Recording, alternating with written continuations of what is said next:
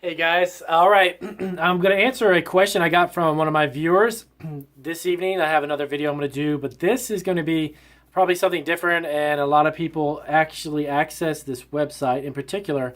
But you've got to be really careful if you're going to be buying food products or perishable products from this website. So, what is that website, you might ask? It's AliExpress. I'm not sure if you're very familiar with Alibaba, Alibaba.com.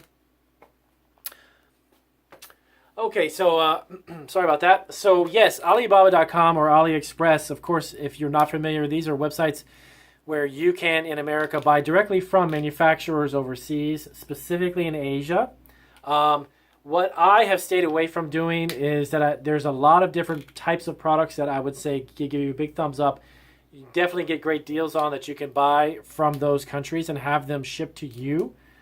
The only challenge is if you're going to be doing food products, I would highly recommend, and this is my opinion, I would stay away from importing or bringing in large quantities of foods from other countries and reselling them. The only reason why I would say that is that there is a really a short time window for expiration dates and products that could expire when it comes to food. You know, if you're bringing in 10,000 USB cables, they're free, they're cables. You can bring them in, store them for forever. There's no expiration date, obviously. When it comes to perishable items, you could get a shipment from someone who's manufacturing a candy, let's say, and it's a great price. You could make a huge margin. But by the time you get it, and then either you're going to resell it or you're going to post it somewhere, and you're going to cross your fingers and you're going to hope that it sells by March, and you just got it in February. Or you've got about a 4-month window, and it's gonna go bad in July, and you just picked it up in February too, and you've only got a couple months to play with it. That's where you're gonna lose money, and that's where my personal opinion, stay away from. And the reason being is that there is so much foods that you can purchase within the U.S. Or even make, like I said, if you're doing a private label, making your own product, and it's gonna be much fresher. So if you're gonna go to Alibaba or AliExpress, I would stay away from them. When it comes to food, the other option that you have if you want to get into purchasing large quantities of food and reselling them, breaking them down, and you're buying them wholesale in bulk and then selling them individually, there are a lot of wholesale food distributors that offer ridiculously great pricing on large quantities of food. So you know what? This video in particular may be more appealing to people who are not into making their own food or their own brands, but just wanting to sell it. You can get great deals from distributors. I personally have worked with probably about a dozen food distributors in the U.S., and they all have amazing prices. You buy a case, you get 5 cases, 10 cases. There's really no need to be importing foods from other countries. I'm not going to steer you away from it if that's what you desire to do. I personally just don't do it. I have a great margin and a huge profit on the products that I personally make compared to things that I actually buy.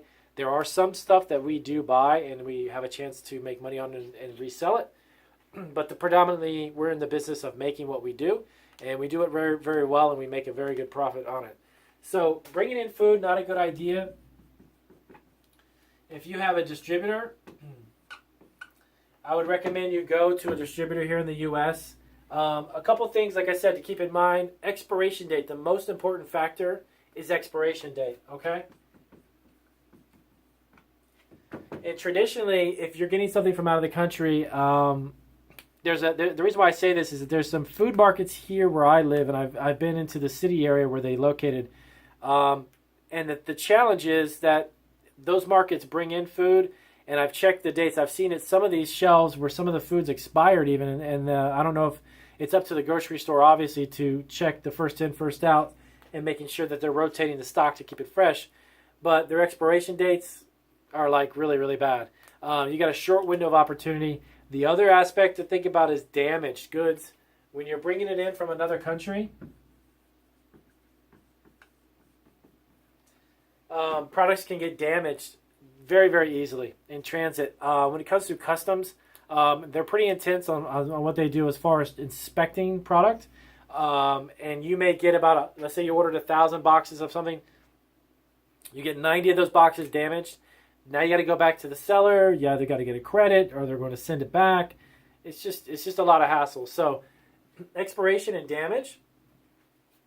And then the last one, the third tip, and this is something that gets you super, super irritated, is that if they don't get the quantities correct and you end up getting like half the order that you ordered, trying to dispute that is going to take up time and resources, phone calls and emails. It's not worth it. So quantity, that's another problem that could be a huge hindrance to you making money and doing it fast and quick and efficiently. So if you're getting 1,000 cases of a certain candy or food product, whatever it may be, and you end up getting 800 of them, and you got to tell the guy, look, you shorted me 200 units, then it's going to be back and forth and all that, and it's not worth it. Within the U.S. alone, the USA, you've got plenty of food distributors that are here in the States that you can get a phenomenal deal on product. Don't think that you can't. You don't need to go to Alibaba or AliExpress specifically for that. I mean, if you're into electronics and other stuff that doesn't have an expiration date, hey, knock yourself out. So just a little tidbit of information, just a couple tips there. These 3 things right here will save you a lot of headaches and time and stress. I wouldn't deal with it personally. AliExpress, like I said, is great for all kinds of little knickknacks and novelty items and that type of thing.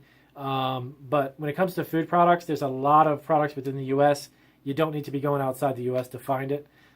And when you've got issues like these 3 come up, expiration dates, damaged goods, shortage, it's easier to deal with someone in the States than it would be in another country. So just give you that real quick tip. So I do hope that helps you out. If you are contemplating using someone outside the U.S. for food products, it's kind of a really tricky thing to work with. I wouldn't recommend it. So I hope that helps. Hey, give me a thumbs up if you guys like my videos. If you have someone that is in your family or a friend that's looking to do food online or even professionally, let them know about me. I would appreciate some more subscribers. That would be great. So thank you guys. Have a good one.